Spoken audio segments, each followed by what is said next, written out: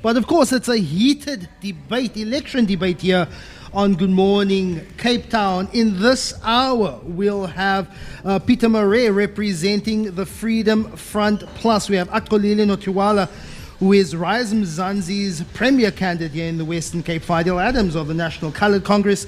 Angela Sobey, Action SA premier candidate, and also running as an independent for the National Assembly on the regional ballot. Zackie Achmat joins me here. Your questions 072 567 1567. Everything you need to know about elections 2024 on CapeTalk. Join the conversation. Of course, we're talking about the bread and butter issues affecting the polls. 3.3 million Western Cape residents will go to the polls on the 29th of May. It represents 7.5 million Western Cape residents. As always, as we did in our first hour with our first bunch of political parties, we took a poll on who would get that first question. Angela Sobey is the premier candidate for the Western Cape. Angela, as someone who was introduced to party politics as the Action SA's premier candidate just a couple of weeks ago. Correct. Do you think you have enough sufficient political background, particularly with a new political party, with a new infrastructure in terms of operational capability? Do you think you have enough to firstly gauge what is needed in this province of the 7 million residents? And if you're the person to lead this province, Angela?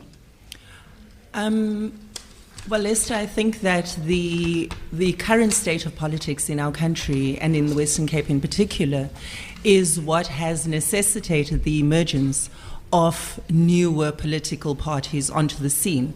And certainly, as somebody that has grown up on the Cape Flats, I do resonate very personally with the struggles of the Western Cape. And as such, I do believe that I am equally competent to lead this province. Action SA has a very sound suite of policies, so I am backed by a party with solid policies in terms of coming into government and what it is that we would do in terms of national government as well as the province. We have contested other municipalities across the country. We have governed as a party at a municipal level, and we do have a track record. So I do believe that I am backed by an absolutely credible party. Fadiel Adams, we saw in 2021 local government elections, we saw voters leaving what we know as broad, big tent parties. They have gone and they have been attracted by either language or cultural, maybe even demographic or race-based political parties. The National Coloured Congress is unashamedly a party that represents so-called coloured interests. Why? Why are you contesting on a national level for what is essentially Western Cape Town politics, Fadiel? The unapologetic, morning everyone, the unapologetic and constructive marginalization of the coloured people right throughout South Africa has necessitated the rise of the National Coloured Congress. We promised people that we'd fight for them. And you know what the cool thing is? That when we went to council, we made good on those promises. We've had, 9-10 political parties at the stable this morning? The National Coloured Congress is the only party that has consistently attacked the Democratic Alliance at every turn, has consistently made government do what they need to do. The only party that has DA administrators in court, and that's not in Cape Town, sir, the only party in the country, and we are very proud of that this morning. Peter Marais, you have been a former Western Cape Premier, now a member of the Freedom Front Plus. I want to know from you, did you leave the Western Cape as Premier a better place than what you found it? And is the Western Cape now better than when you were Premier of this province? Good morning, listeners. Good morning to everybody around the stable. Yes, I think that I planted ideas which was later implemented by those who followed me.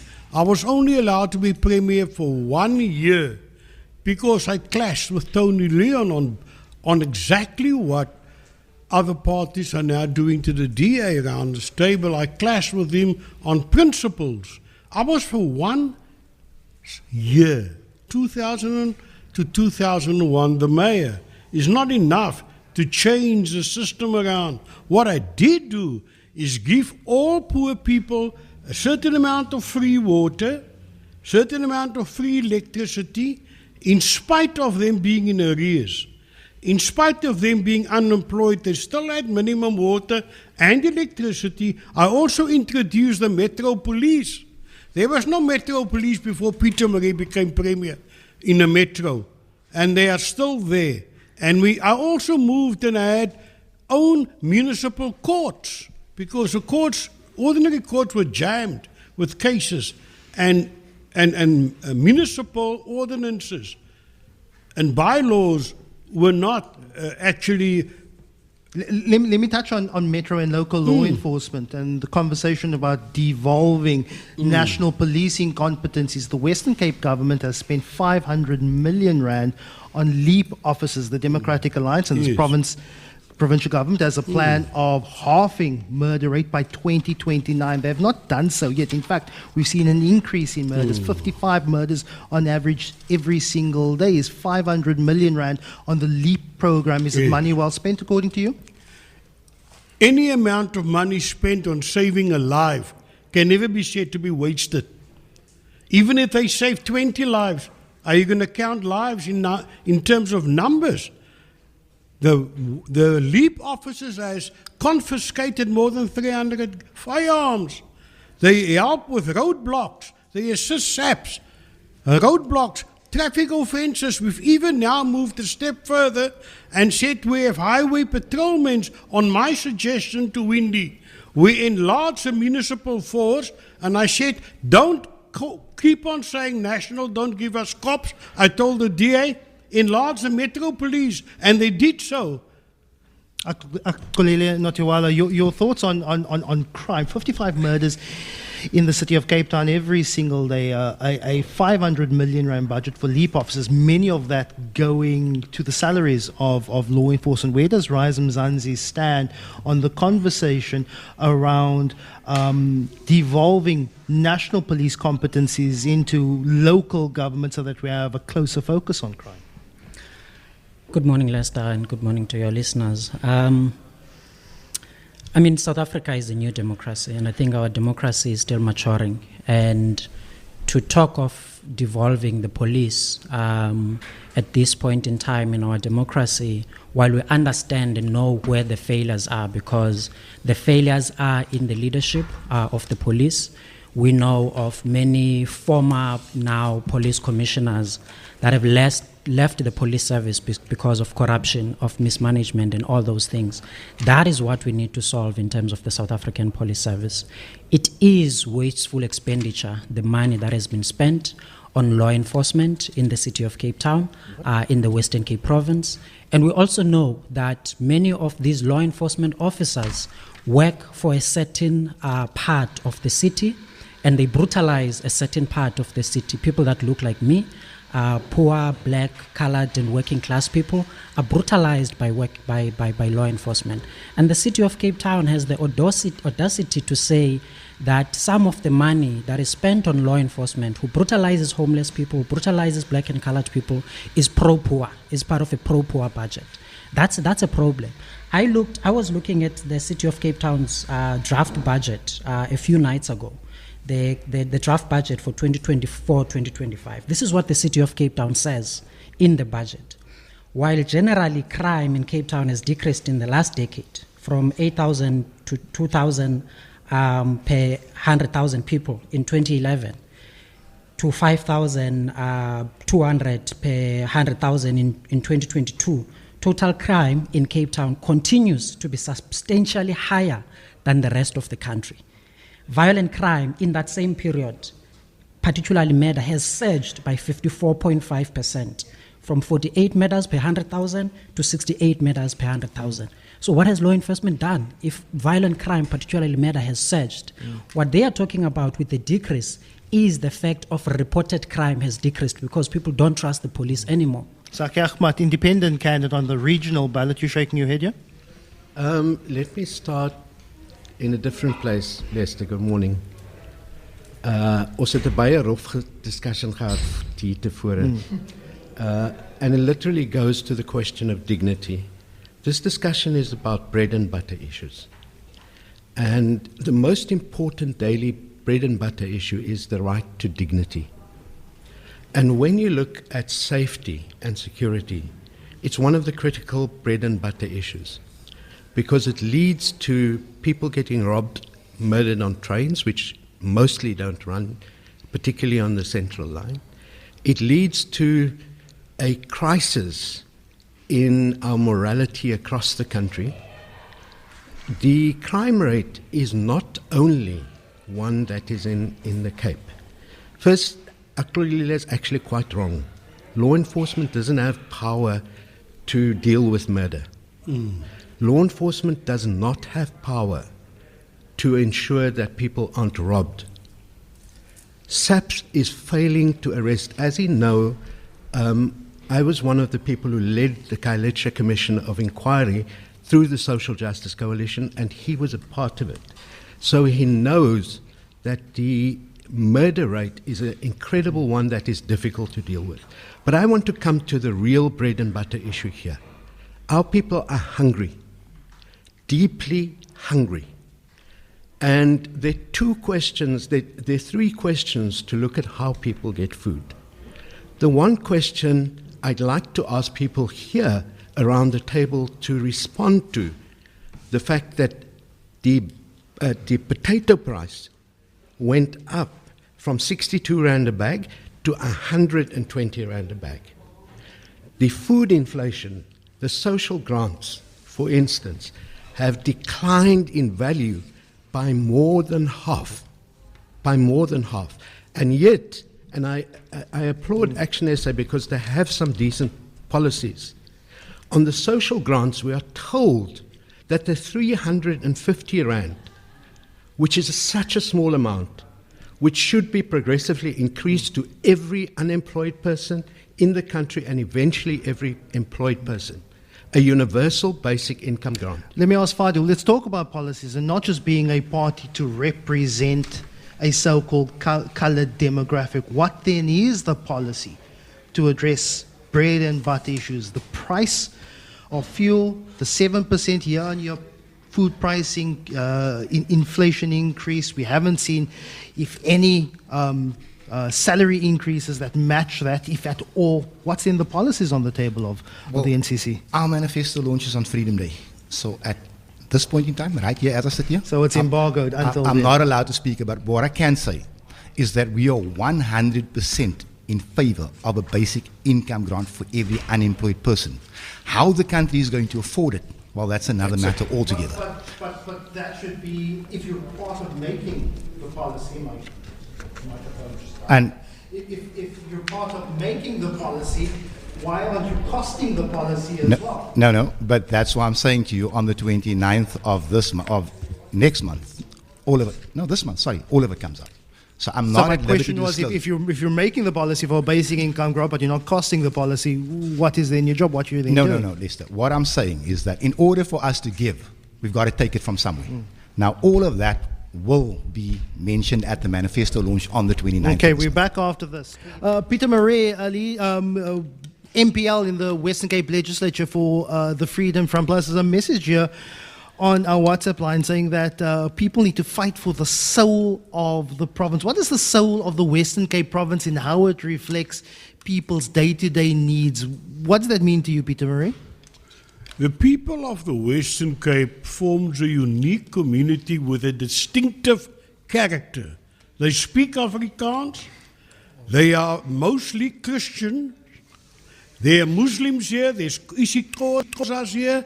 There's Afrikaans-speaking people here. There's colored people. There's even Griqua people staying here. It's a mixture of peoples in a cosmopolitan province where we're going to learn to live together but maintain our standards of living.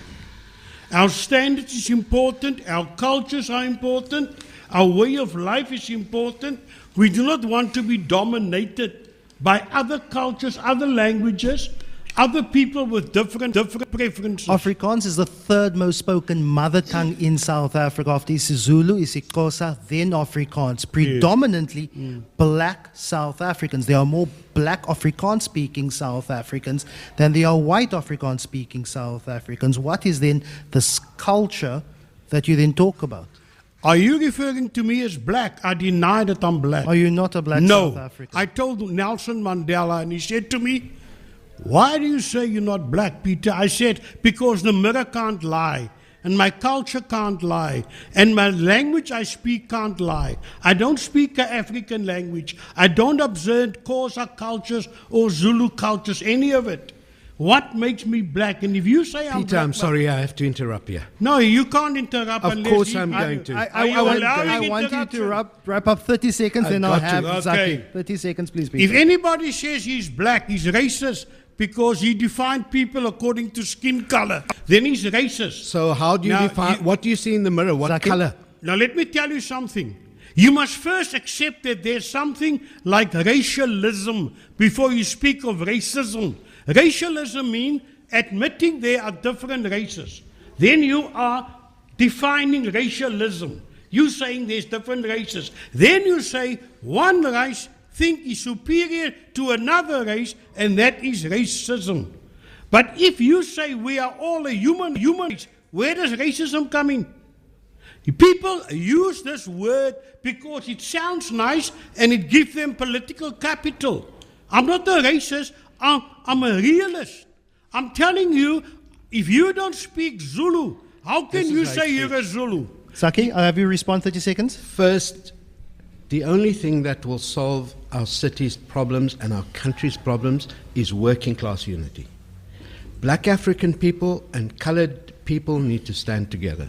However, both Fadiel and Peter Marais have a racist position, one that excludes black African people, one that actually divides colored working class people who can solve the questions if we stand together, black African and colored working class. Will people. Zulus Fadiel- accept me as a Uncle Zulu? Peter Marais, Answer my Peter Marais, question, Zackie. Peter Marais. Do you mind? Fadiel Adams, I have you respond because the Cape Color Congress came to prominence in the formation of the Sikalo informal settlement on You know Jakes what? Gerwel. That's where you protested, and there was some violent interaction between so-called black African people and so-called colored people. I don't get it. I agree. We all need to work together. I don't see the point in the divisiveness that's going on in Yeah, this but- country. Exactly. You Fadiel? need to respect me. Thank you. I don't respect your position. I don't care. Fadiel? Here's the problem. I've got a man, right, who understands exactly what happens in the Cape Flats. Throwing stones at me for standing up for the Cape Flats. When he was relevant, he never mentioned a word about the marginalization of the colored child that is happening to this day. Amen. When he had clout in the ANC, he was mum about it. Yet he's expecting me to be as quiet as he is. We are not the same people. I'm telling you now, I disagree with him and Uncle Peter. I am a black South African. Forget what this country, what this government says. However, along cultural lines, I identify as a colored. Because I do not speak the language of the Zulu or the isiXhosa. Let me finish. Lester, you were more than willing to give them time. I do not pray to my ancestors. I am a colored South African by culture. In racial terms, we are only two races on this planet. You're either white or you're black. Fadiel Adams, we'll come back after this. We have Zackie Achmat, Angela Sobey of Action SA, Fadiel Adams of the National Colour Congress, Axolile, Notywala, Rise, Mzanzi, and Peter Marais. A lot of our conversation, Angela. We want to talk about bread and butter issues of how policy is influencing households. But we have to also pay attention to social cohesion and how that is affecting our households. A lot of conversation over the last while about race and identity. You have a particular story of coming from a household that is both so-called colored and black African. You speak isiXhosa and colored. You have an experience of both a so-called colored identity and a black African identity. How do you see this conversation of race, identity, black versus so-called colored versus black African? How do you see this conversation and how it plays out in the Western Cape? It is a conversation that, at a personal level, triggers me because I've experienced being rejected from both sides of the racial spectrum as a child growing up. So I grew up between the rural Eastern Cape and the Cape Flats in the Western Cape, and I know what it is to experience that rejection. The fact that 30 years into democracy, we are even having this conversation when what we should be doing as politicians is putting what is wrong with this country to the forefront and working towards fixing that. That's what we should be doing, Lester. We should not be having this conversation.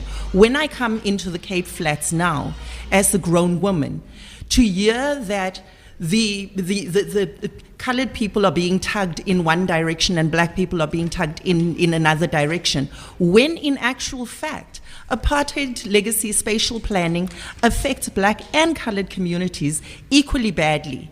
Unemployment, the destruction of the textile industry and the fishing industry has hit these communities the hardest than anywhere else in the country. That has had a direct impact on unemployment, on poverty, on substance abuse, on gangsterism, on drugs. You have the highest prevalence of homelessness in the Western Cape, which is in direct correlation to substance abuse. When you go and sit on the streets with these people, you understand that what drives a lot of them to the streets is having the freedom to use drugs at will. And these are issues that need to be addressed holistically. In terms of a suite of solutions, you cannot just address the issue. As actually I say, we're very big on the rule of law. We're very big on declaring corruption public enemy number one. But I do not believe that pulling voters apart based on race. One of the things that has come to the fore for me as well, coming back into the Western Cape, is how there's been an influx of people from the Eastern Cape. We've got a bigger problem on our hands in this country in the form of undocumented foreign nationals, people that are just walking through our borders. Our fight is not with our brothers and sisters from the Eastern Cape. Our fight is on lawlessness and on the extent of corruption in this country. I need you to respond to Angela's comments here. First of all, this is South Africa. This is one country. The Western Cape is not a separate country. Mm-hmm. Everyone has freedom to move anywhere in the country and even in the continent. Of course, we have to deal with lawlessness and making sure that our borders are secure. But everyone has the right freedom of movement. I want to go back to the bread and butter issues. I want to respond to Zackie's disagreement. The 500 million that we spoke about, if I am Premier of the Western Cape, I would not spend that 500 million on law enforcement because the Western Cape has SAPS, it has Metro Police. There's those services or units already that exist. What we need with those two units is to make sure that the leadership is strengthened and it's a crime intelligence leadership. But also just lastly, the Western Cape has just withdrawn money that was given to NGOs that were giving people food. And so that 500 million could be spent on that. It could be spent on young people so that they are not attracted to drugs and crime. I want to bring in Michael Jacobs of the United Mitchells Plain Residents Association. You're a former CPF chairperson here, Michael. You see, the problem, there's a huge corruption problem. And what South Africa currently needs is ethical leaders that puts the interests of our communities and people first. Now, what we have seen, I will dispute the figure of 500 million for a LEAP program. The province has spent up to date about 1.4 billion on a part-time project of reservists. It's law enforcement reservists. What is the question to our My question is, there's a huge poverty problem within South Africa. Unemployment is very high. Crime is out of control. There's a minimum wage in certain sectors. These fat cat politicians, will they accept a minimum wage of different levels of government, national, provincial, local government? In national government, will they accept a national minimum wage of 25,000 per month? Let me speak to the only one around this table who has been a representative in government, Peter Marais. Let me tell you, people talk a lot, but they don't switch on their brains. before they talk. Sounds like you. The Western Cape has the lowest unemployment rate in the country. That's true. The Western Cape has the highest economic growth in the country. Also true. The Western Cape is given as risen. I mean, the increase in population. 1994, there was 4.1 million people in the Western Cape. That's why we only have 41 members of parliament. That's by law, 1 MP per 100,000. We have 7.2 million people now running to an area not controlled by the ANC, but away from areas controlled by the ANC. Gauteng province has seen more in-migration than the Western Cape. Correct. It has similar statistics Actually, of people it has much higher. moving from the rural areas in this province I to can major engage centers. you on that if you allow me. Gauteng is much richer than the Western Cape, so don't brag about it. They have the gold and everything. We only have farming and manufacturing industries. Peter, you're talking nonsense.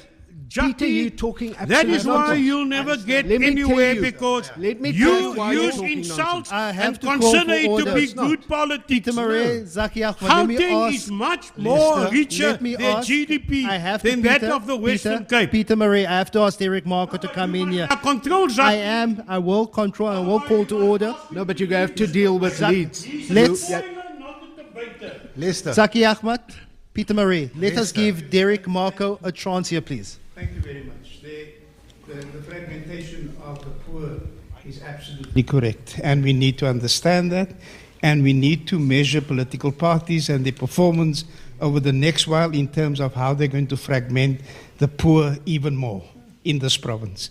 That's absolutely critical. But the issue for me, new parties around the table, likely coming into the game through a coalition. What is the opinion of the coalition? That is my one question. And then to Zackie, the only independent that's going to stand for the national legislature. Why would I cast a vote for you and not a political party? Because I can cast on the other 200 for a political party. But why would I cast a vote for you? Let's go to Axolile on the possibility of coalition government here in the Western Cape. DA polling very, very close to 50%. Could be in a similar situation to the ANC of dipping below that 50+1. Axolile? We are in conversation with all the parties. All the parties are talking to us. We are not going into this election with an agreement of a coalition because unlike the multi-party charter, we don't believe that coalitions should be partnerships. Coalitions should be co-governance and they should be about accountability.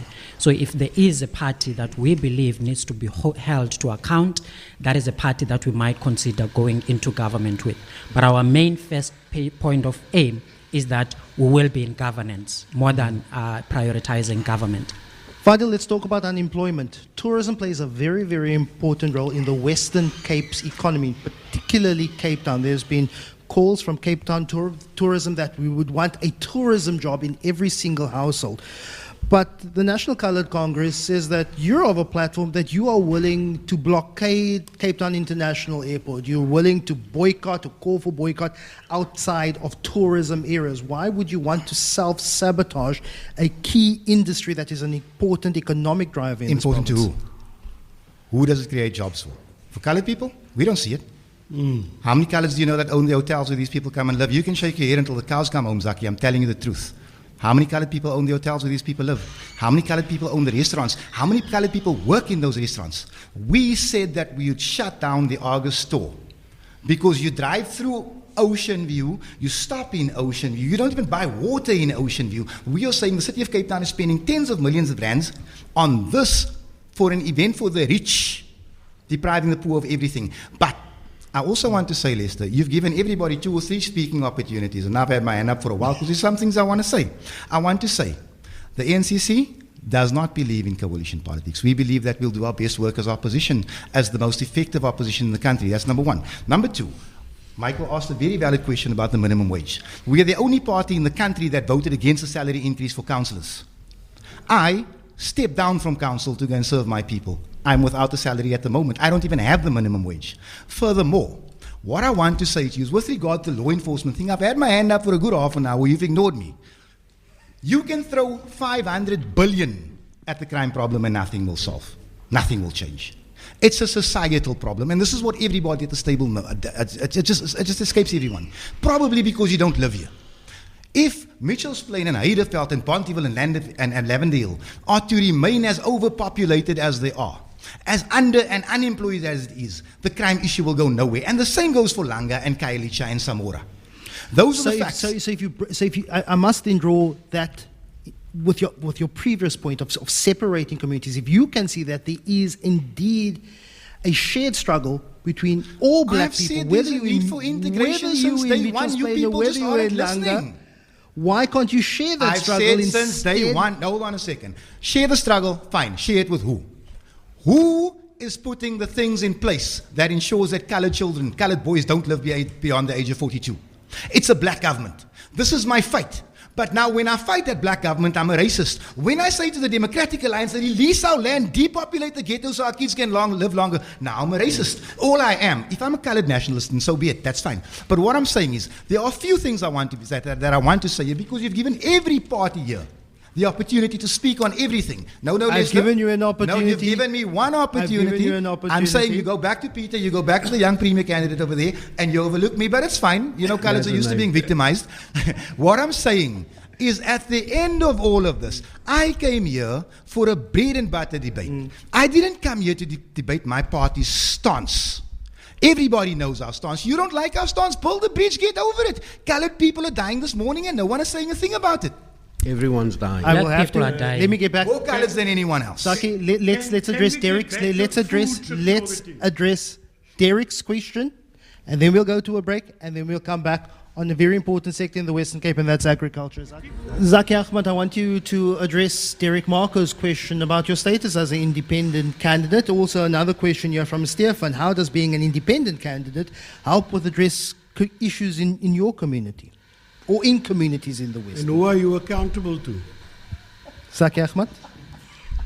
I sign first. No, let me not take Peter's bait, but he'll get a good answer if he wants it. The first and most important thing is people don't trust politicians. They don't trust political parties. And if anyone around the table disagrees with that, they just need to look at the data. No one trusts political parties, and that's why we've had fewer than 50% of people voting. My duty, and I wish all of them would help, is to draw as many people into politics as possible.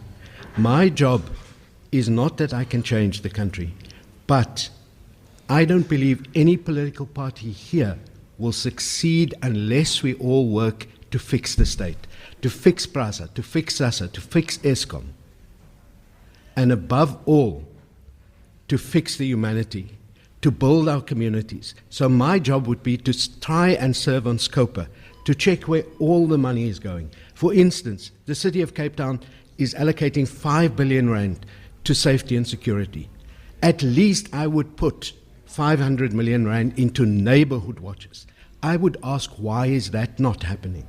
To ensure that our women who get up at 5 a.m., men who get up at 5 a.m., get some compensation for what they're doing. So my job is to be accountable, Peter, to the movement. And I've signed contracts with people for the right of recall during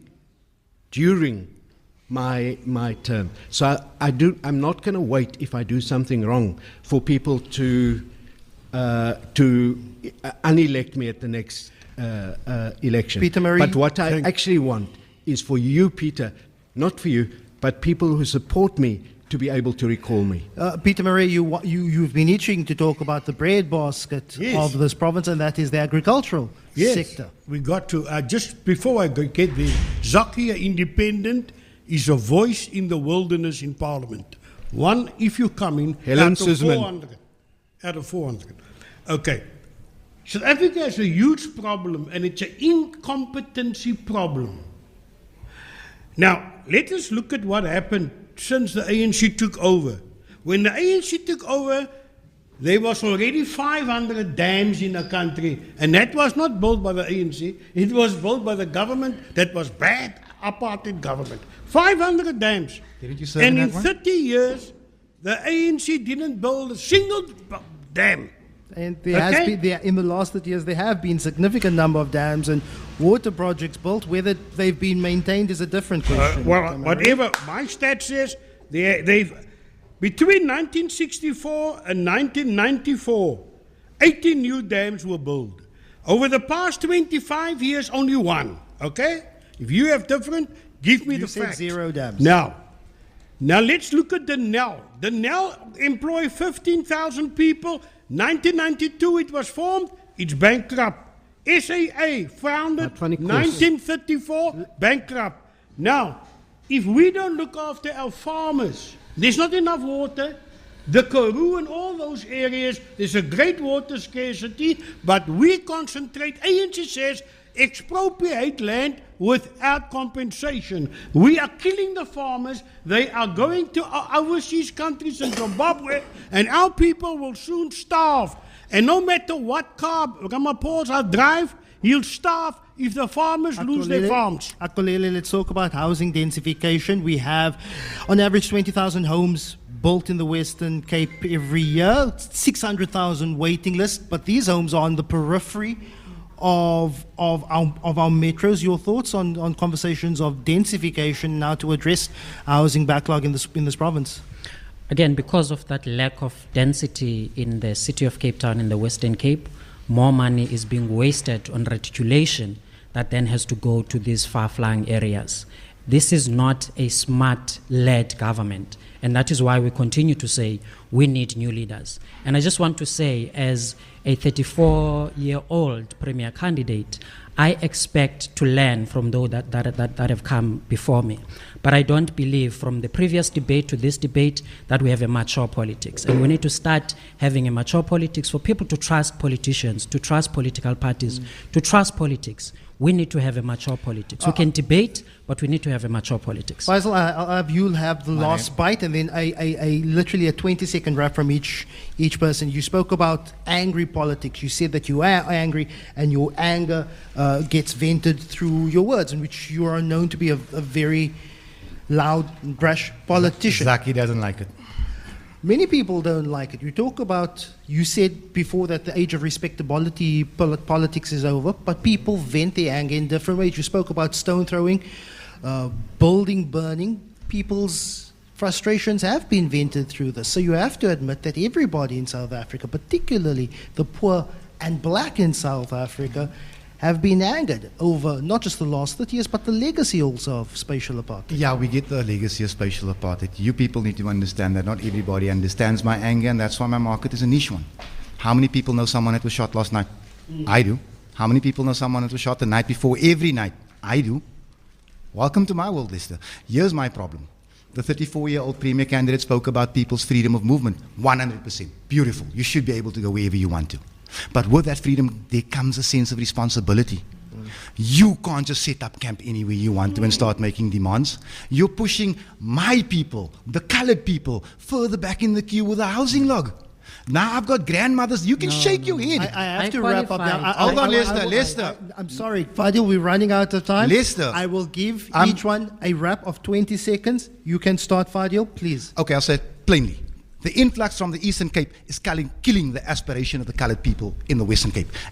I would also like to say to Uncle Peter, we don't need to start taking care of our farmers. We need our farms back. The white people found us here as farmers. They just assumed that mantle. Peter Marais, 20 seconds. Already the colored people got their farms back, and I fought for it very hard. The Trankra Act is implemented. Ebenezer got 35 farms back in colored hands. 1.3 million hectares of land is now being transferred to colored people. Peter Marais. 1.35 million hectares. Please, Angela, please. The most critical aspect that we all need to focus on right now is to ensure that the people that are eligible to vote actually go out and vote. Otherwise, it brings this entire discussion to naught. What it is that we are offering the people of the Western Cape is practical solutions that are going to change their lives. The politics of division are not going to help us. We are fighting a divided politics. We are fighting the legacy of apartheid. If we continue to divide the black and colored people and white people, we are not going anywhere. we need to continue the project of nation building that was left abandoned by the African National Congress and build a South Africa that we all deserve, that is safe, that is equal, that is prosperous and united. Zackie Achmat, 20 seconds. Truth in politics is the most important thing. Truth in politics. And regrettably, there hasn't been truth in our politics. So for me, the critical question is to base yourself on data, to ensure that people know what they're talking about. And I'm not talking about politicians, but for me to bring the voices of people into Parliament, to bring experts into the Parliament, that is what one person do. It is not the wilderness. And that's it. Thanks so much for joining us, all our panelists and all our political parties.